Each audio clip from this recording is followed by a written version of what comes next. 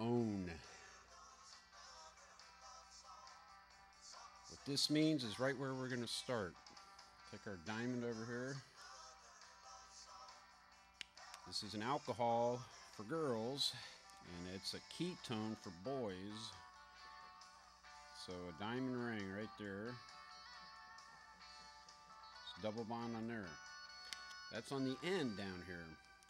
So what we're able to do is bring this diamond to a diamond, this up to another diamond,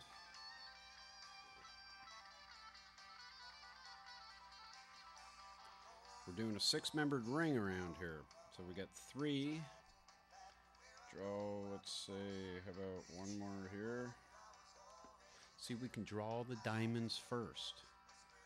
We don't even worry about the bonds. What do we got? 1, 2, 3, 4, 5. One more. 6. So it's one step at a time. That's all we got to worry about.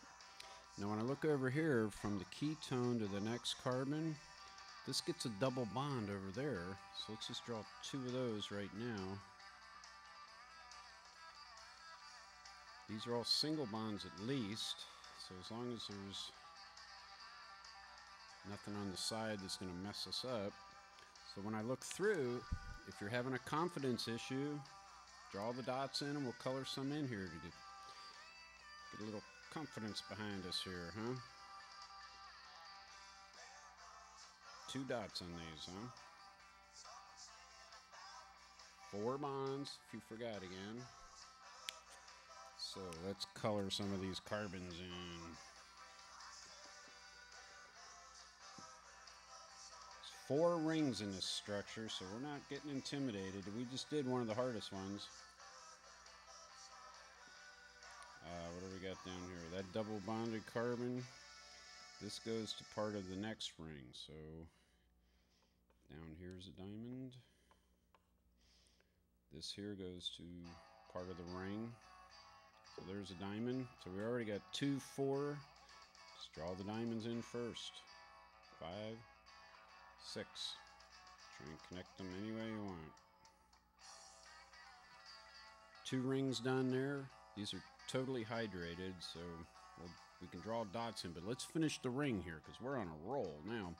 Next ring's up here. So we got 2, 3, 4, 5,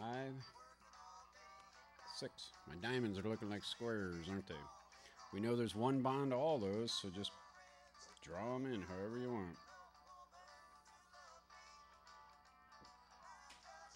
Getting a little intimidated? Well, we're done with this ring, so we can draw our hydrogens in there. There's no double bonds. Actually, what we do see is a methyl hanging off the top up here. This was what was giving us confusion on the other one. They were drawing lines on these diagrams, and some were for H's and some were for methyl groups. Well, methyl is a lot bigger than just having the H, the proton hanging off there. So this is a whole CH3 there. Color it in. So what this does too, it gives you a feel for the carbons now, because when you see this carbon here, it's bonded to nothing but carbons. These guys all have O's and protons and dots on the end. This is important chemistry because that carbon there has 4 carbon-to-carbon bonds. Those are a lot stronger, so there's more energy in there. Oh, we come around the turn here. We got these to these. Those are all hydrated, so as long as there's 4 bonds.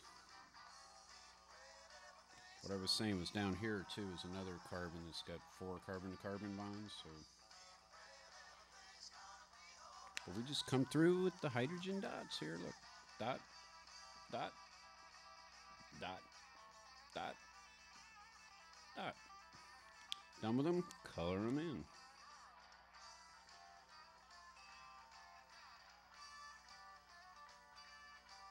So it's a big thing teachers, professors want to drill you on is what kind of carbon is that? Because they'll call them sp2 hybrids and all this technical stuff. But you're not worried about it now because you look and you go, Well, it's either one of those, it's got 2 H's, or it's one of those that don't have any H's. Or it's one of those that's got 1 H. So now we got to finish the 5-member ring up here. We're looking a little sloppy coming around the clubhouse turn, but we're not worried about it because it's chemically correct. Diamond, 5-member ring here, like a home plate. It's got to have one line in there somewhere, so just draw them and hope we pick the right ones. There's a methyl group coming off this, kind of like this one. So that carbon there is going to have 4. So what, we'll draw that one in here. Oh, you know, every diagram in every textbook has the methyl up top, so I'm going to switch this on us here. Draw it this way. Down to there, that to there. And then up here we can draw a methyl. Whenever you see testosterone drawn, the methyls are up on top, so we could have drawn it however we wanted. It doesn't matter. Up here is an OH. These are the alcohols. When we compare these,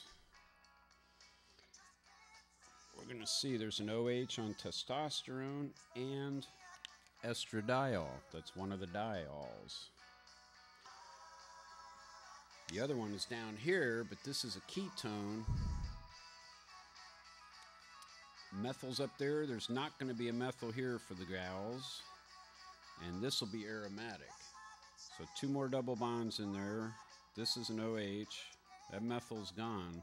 But out of all that structure, it's pretty darn close to estrogen. See, even I'm calling it estrogen.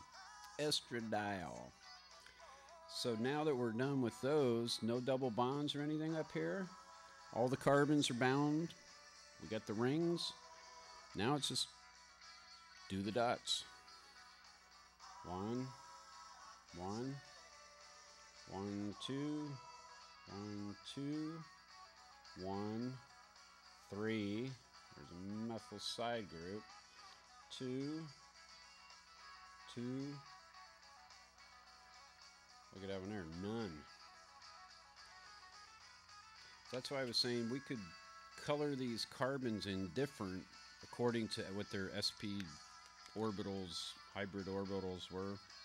sp2, sp3s, whatever. For you real chemists out here, they call this sp3 for the methyl. So just think 3 protons, 3 hydrogens, sp3, sp2, sp with just 1. So anyway, color them in here. 1, 2, 3, 4 bonds. 4 bonds.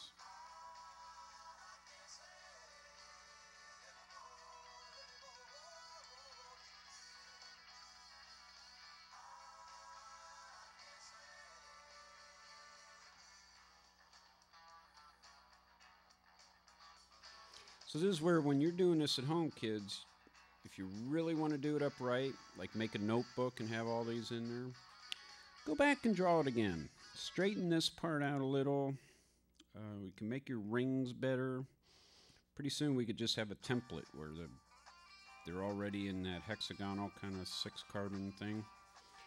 So that may look kind of weird, but it's kind of cool, showing that these methyls hanging off the top are outside the ring, because you're going to see these 3 6-membered rings and a 5-member ring all are from cholesterol, essentially. So the sterol ring, they call it. They even give those numbers. Probably get them backwards, but there's 1, 2, 3, 4 rings. This one's the little one. So I always think of home plate. Looks just like home plate when they draw it. So now when we look at a molecule, what are we looking for? We're looking for characteristic things. This double bonded oxygen here on the ketone, this is going to give that a little delta plus on that carbon. So any enzyme that wants to come in with negative something's going to hit that carbon. You got an alcohol up here that's able to give up a proton, have some chemistry on that. Methyls are hanging off the end here. This could fit the active site in an enzyme, so an enzyme knows This is testosterone